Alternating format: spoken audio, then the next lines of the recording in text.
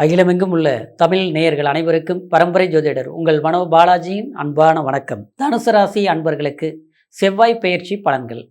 இந்த செவ்வாய் பயிற்சி பலன்கள் அப்படின்னா, இந்த ஜூன் மாதம் 20ஆம் தேதி உங்களுடைய ராசிக்கு 12ஆம் அதிபதியும் உங்களுடைய ராசிக்கு 5ஆம் அதிபதியாக வரக்கூடிய செவ்வாய் பகவான் உங்களுடைய ராசிக்கு 5ஆம் இடத்திலிருந்து 6ஆம் இடத்திற்கு பயிற்சியாக போகிறாருங்க. இந்த பயிற்சினால் உங்களுடைய வாழ்க்கையில் எப்பேற்பட்ட ஒரு மாற்றங்கள் ஏற்பட போகுது. அதனால் தொழில், குடும்பம், பொருளாதாரம் அடிப்படையில் நம்ம எதிர்பார்க்கக்கூடிய ஒரு நல்ல விஷயங்கள் எந்த அளவுக்கு நமக்கு சாதகமாக அமையப்போகுது அப்படிங்கிறத பற்றி தாங்க இந்த பதிவில் இப்போ நம்ம தெளிவாக சிறப்பாக பார்க்க போகிறோமுங்க. ஃபஸ்ட் டைம் பார்க்குறவங்களா இருந்தீங்கன்னா சப்ஸ்கிரைப் பண்ணி பெல் பட்டன் அழுத்தி ஆல் ஆப்ஷன் கொடுங்க. தனுசுனா காலபுருஷ தத்துவத்தில் 9ஆவதாக வரக்கூடிய ராசி தனுசு ராசி. இது ஒரு பாக்கிய ராசின்னு சொல்லுவோங்க. காரணம் என்னென்னா, தனுசு ராசி தான் குரு பகவானின் அதிபதி ராசி. தனுசு ராசி தான் அக்னி தத்துவ ராசி. அப்படின்னா அக்னி தத்துவத்தில் அதாவது எரியும் தீபத்தின் ஒளி அப்படிங்கிறத விட அதாவது ஒரு யாகத்தின் ஒளின்னு சொல்லலாம். புனிதமானது இல்லைங்களா யாகம்? ஒரு கோயில் கும்பாபிஷேகத்தில் ஒரு அக்னி யாகம் பண்ணுறோம்னா அது எவ்வளோ புனிதமானது. ஒரு வீடு கிரக பிரவேசத்துக்கு ஒரு அக்னி நம்ம ஒரு யாகம் பண்ணுறோம்னா அது எவ்வளோ ஒரு அற்புதமான ஒரு புனிதமானதுங்க. அந்த மாதிரி ஒரு கெட்ட சக்தியும் ஒரு நல்ல சக்தியா அப்படின்னா ஒரு சுபட்சமாக உருவாகக்கூடிய ஒரு தன்மை கொண்ட ஒரு அக்னி தத்துவ ராசி தான் இதாவது இந்த தனுசு ராசி. இப்படி இந்த தனுசு ராசிக்கு பல பெருமைகளை சொல்லிட்டு போகலாங்க. அவ்வளவு ஒரு சிறப்பான ராசிங்க. ஏன்னா அள்ளி கொடுக்கக்கூடிய ராசி, தான் மட்டும் நல்லா இருந்தால் போதும் அப்படின்னு நினைக்க தெரியாத ராசி, அடுத்தவங்களுக்கு உபதேசம் பண்ணியே எத்தனையோ நன்மைகள் செய்தே வாழ்ந்து கொண்டிருக்கக்கூடிய ராசி இந்த தனுசு ராசி. அப்படி பல விஷயங்களை நம்ம பெருமையாக சொல்லலாம். அது உண்மையான பெருமைகள் தான் அப்படி. ஆனால் இப்போ ஏற்பட்ட ராசிக்காரரை நாம் எவ்வளோ கஷ்டப்பட்டுட்டு இருக்கிறோம் நினச்சி பாருங்க. ஏன்னா சில கிரக பயிற்சிகள் சாதகமாக இருந்ததுன்னா நாம் சாதாரணமாக இருந்தால் கூட ஒரு பெரிய பொசிஷனுக்கு வந்துடலாங்க. அதே சில கிரகங்கள் பாதகமான நிலையில் இருந்தால் நிச்சயமாக நம்ம எவ்வளோ பெரிய ஒரு ஸ்டாராக இருந்தால் கூட அடிமட்டத்துக்கு வந்துடுவாங்க. நம்மளுடைய வாழ்க்கையிலையும் சமுதாயத்திலையும் முன்னோர்கள் ரூபத்திலையும் நம்ம பல விஷயங்கள் நம்ம பார்த்துருக்குறோம். வாழ்ந்தவங்களும் பெரிய ஸ்டாராக இருந்தவங்களும் அடிமட்டத்துக்கு வந்திருக்கிறாங்க. அதெல்லாம் என்ன காரணம் அப்படின்னு பார்த்துட்டோம்னா அந்த கிரக அமைப்புகள் தாங்க. ஆமாங்க, இந்த பிரபஞ்சம் எல்லாருக்கும் எல்லாத்தையும் கொடுக்குது, சரிங்களா? இல்லாமல் இல்லை.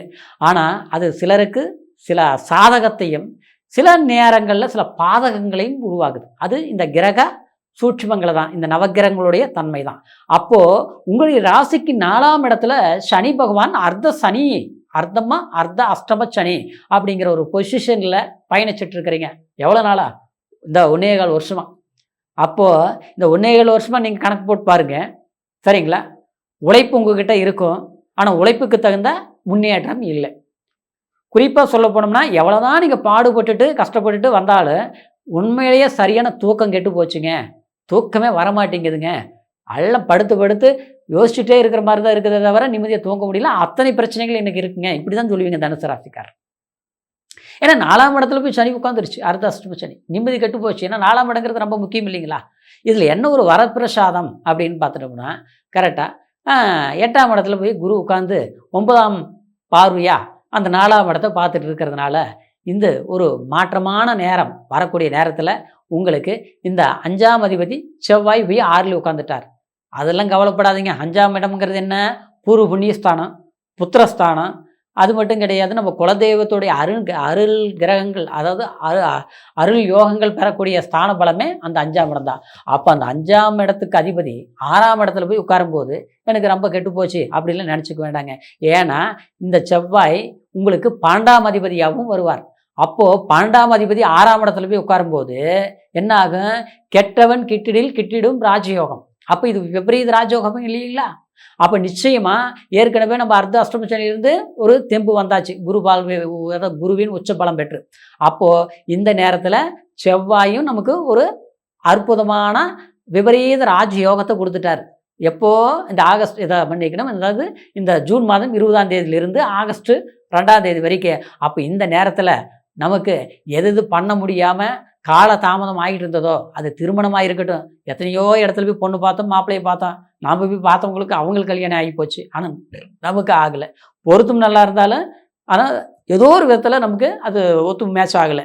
இப்படிலாம் தள்ளி தள்ளி போயிட்டு இருந்த விஷயம் இல்லாமல் இந்த நேரத்தில் கண்டிப்பாக ஒரு திருமண வாய்ப்புகளை உருவாக்கக்கூடிய சந்தர்ப்பங்கள் உண்டாகும். சிலருக்கெல்லாம் பார்த்தோம்னா இதுதான் வாழ்க்கை அப்படின்னு நிர்ணயிச்சு மனசளவில் உங்களுக்கு பிடிச்ச வாழ்க்கையை நீங்கள் முடிவு பண்ணி வச்சுருப்பீங்க. ஒரு கமிட்மெண்ட்டில் கூட இருந்திருக்கலாம். சரிங்களா? இல்லையா கட்டிய கணவனோ மனைவியோ குடும்ப வாழ்க்கையில் சந்தோஷமாக போயிட்டு இருந்தது. சம்பந்தம் இல்லாத சில பிரச்சனைகள் உருவாகி போச்சு. அந்த பிரச்சனை உருவானதுலேருந்து இன்றைக்கி பார்த்தோம்னா குடும்பத்தில் நிம்மதி கெட்டு போய் இன்றைக்கி வந்து ஒருத்தர் கண்ட பிடிக்காத அளவுக்கு ஆகிப்போச்சு. என்ன காரணம்னே தெரியலிங்க. அடுத்தவங்களாம் நம்மளை பார்த்து பொறாமப்பட்டுட்டு இருந்தாங்க. இவங்கெல்லாம் பாரு எவ்வளோ சந்தோஷமாக இருக்கிறாங்க, நிம்மதியாக இருக்கிறாங்க. ஆனால் நாம் வந்து என்ன எல்லாமே வந்து இப்படி இருக்குதே அப்படின்னு நினச்சி அடுத்தவங்க நம்மளை பார்த்து பொறாமப்பட்ட காலம் போய் இன்றைக்கி அடுத்தவங்க முன்னால் காட்டிக்காமல் கௌரவத்துக்காக வாழ்ந்துட்டு இருக்கிறேங்க அப்படின்னு சொன்ன தனுசு ராசிக்காரருக்கு நிச்சயமாக இந்த செவ்வாய் பயிற்சி உங்களுடைய வாழ்க்கையில் ஏற்பட்ட சில கசப்புகளை தீர்க்கக்கூடிய நேரம் மட்டும் இல்லாமல் சரிப்படுத்தக்கூடிய ஒரு அற்புதமான நேரமாக இந்த செவ்வாய் பயிற்சி அமைய போகுதுங்க. இன்னொன்று பார்த்தோம்னா வீடு மண்மனை யோகம் சம்மந்தப்பட்ட ரீதி கண்டிப்பாக கைகூடி வரும். சிலருக்கு ஒரு இடம் இருக்குங்க, விற்கலாம்னு நினச்சேன், விற்கவே முடியல.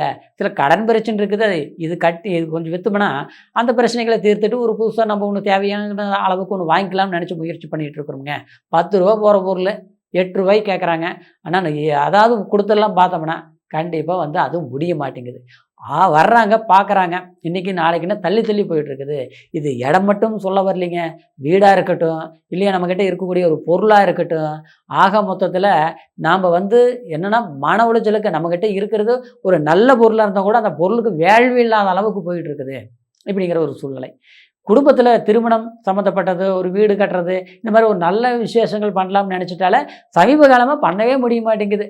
அதாவது நாம் போய் அடுத்தவங்களுக்கு ஐடியா கொடுத்தோம்னா அது ஓகே ஆயிடுது. ஆனால் நாம் பண்ணலாம்னு நினச்சோம்னா மாதக்கணக்கு வருஷக்கணக்கு இப்படியே டிலே ஆகிட்டே போயிட்டுருக்குதுங்க. எதாவது பண்ண முடியுமா அப்படின்னு பார்த்து எதிர்பார்த்துட்டு இருந்தவங்களுக்கு இந்த நேரத்தில் டக்குன்னு செஞ்சு முடிப்பீங்க. தாராளமாக செய்யக்கூடிய ஒரு வாய்ப்புகள் உண்டாக போகுது. இப்போது இந்த செவ்வாய் பயிற்சினாலேங்க இந்த செவ்வாய்க்கு வந்து 12ஆம் இடத்த பார்க்குதுங்க. 6ஆம் இடத்துலேருந்து சொந்த தன் வீட்டையே தான் பார்க்குதுங்க. அப்போது விரைய செலவுகளுங்கிறது இந்த பூமி சம்மந்தப்பட்டது சுப விரயங்கள் பண்ணலாம். அப்படின்னா சுப விரயங்கள் மட்டும் இல்லை, கிரய யோகமும் பண்ணலாம். அப்போது சிலர் வந்து ஒரு அட்வான்ஸ் கொடுத்தேன், ஒரு பிரச்சனையாக போயிட்டுருக்குது, அந்த இடத்துல பிரச்சனை அது தீரவே மாட்டேங்குது. இந்த நேரத்தில் தீர்ந்துடும். முயற்சி எடுக்கணும், தீர்ந்துடும் அப்படின்ட்டு நம்ம இப்போ நான் பலன்கள் சொல்லிகிட்டு இருக்கும்போது அதனால் இது வந்து தீரலையா அப்படிங்கிறதெல்லாம் இல்லைங்க. இந்த நேரத்தில் முயற்சி எடுத்திங்கன்னா கட்டாயமாக அது தீரும். அதுக்கு உண்டான அப்புறம் சட்ட சிக்கல்கள், அது அரசாங்க சம்மந்தப்பட்ட ரீதியில் ஒரு கோர்ட்டில் ஒரு வழக்கு போயிட்டுருக்குது. செய்யாத தப்பே பண்ணல, பழியை போட்டு நம்மளை சிக்க வச்சுட்டாங்க.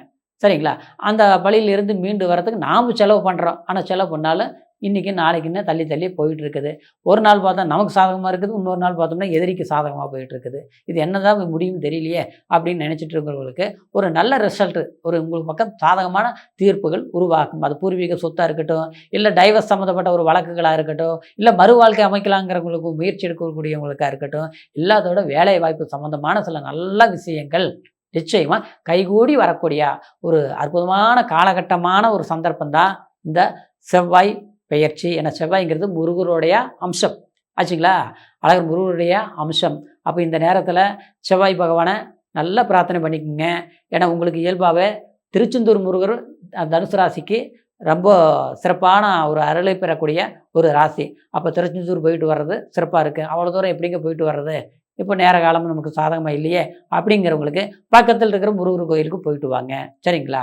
கண்டிப்பாக நல்ல மாற்றங்கள், ஒரு நல்ல சூட்சுமங்கள் உருவாகக்கூடிய சந்தர்ப்பமான பயிற்சி இந்த செவ்வாய் பயிற்சி. சரிங்களா? இப்போ சொன்னது கோச்சார் அடிப்படையில் நான் பலன்களை சொல்லியிருக்கிறேன், சந்திரனை ராசியை வச்சு சொல்லியிருக்கிறேன். அதே சமபலம் வந்து லக்னத்துக்கு முழு பலம் உண்டு. ஏன்னா சந்திரனுங்கிறது அதாவது உடல், லக்னங்கிறது உயிர். அப்போ எவ்வளோ ஒரு மாற்றங்கள், ஒரு இதோட முக்கியம் இல்லைங்களா லக்னம். அப்போது நம்மளுடைய பிறப்பு ஜனன ஜாதகத்தில் லக்னத்துக்கு அந்த 12 பாவகங்கள் எந்தெந்த கிரகங்கள் எப்படி இருக்குதுங்கிறத விட செவ்வாய் நம்ம ஜாதகத்தில் எவ்வளோ பலம் பெற்றிருக்குது, அப்படிங்கிறத பொறுத்து பலன்களை முழுமையாக தெரிஞ்சுக்க முடியும். அப்போது லக்னம் என்ன, தசா புத்தி என்ன நடந்துட்டு இருக்குது, அந்தரம் சூட்சுமம், இப்படி பல விஷயங்கள் எல்லாமே நம்மளுடைய முழு பலன்களும் ஜாதகத்தில் தான் நம்ம தெரிஞ்சுக்க முடியுங்கிறதுனால உங்களுடைய ஜாதகத்தையும் ஒரு முறை செக் பண்ணிக்கோங்க. சரிங்களா? இது வரைக்கும் நீங்கள் ஜாதகத்தை பார்க்காமலே இருந்து நம்மக்கிட்ட பார்க்கலாம் உங்களுக்கு ஒரு எண்ணம், ஒரு மனசு வந்ததுன்னா கீழே இருக்கிற நம்பருக்கு ஃபோன் பண்ணி பிறந்த தேதி, பிறந்த நேரம், பிறந்த ஊர், இது 3 மட்டும் சொல்லுங்கள்.